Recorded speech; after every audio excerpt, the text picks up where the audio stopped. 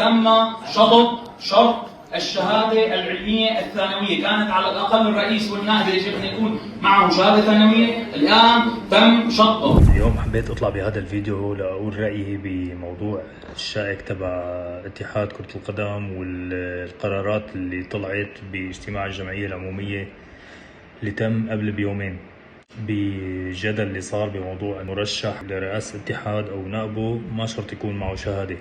ما بعرف أنا كيف نحن بعكس الدول العالم عم تطور لقدام ونحن بنحب نرجع لورا. يعني هي الحقبة السابقة بعد سقوط النظام البائد ما فرقت كتير عن الحقبة اللي كان فيها النظام السابق وحزب البعث والاتحاد الرياضي العام.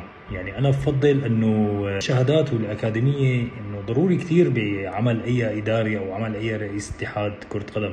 هو ما له شرط أساسي لينجح بقيادة دفة الاتحاد، بس هو شيء كتير منيح أنا برأيي، يعني أنه يكون أكاديمي وملم بعلم الإدارة، بعلم الرياضة، بعلم اللغات، طريقة التواصل.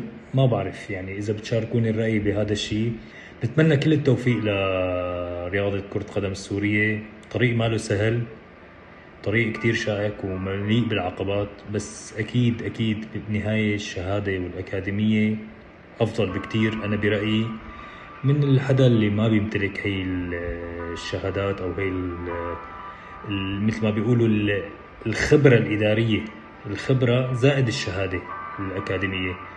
كل الشكر لكم أصدقائي، حبيت شارك رأيي بهذا الموضوع الشائك، وإن شاء الله كل الخير لرياضتنا السورية.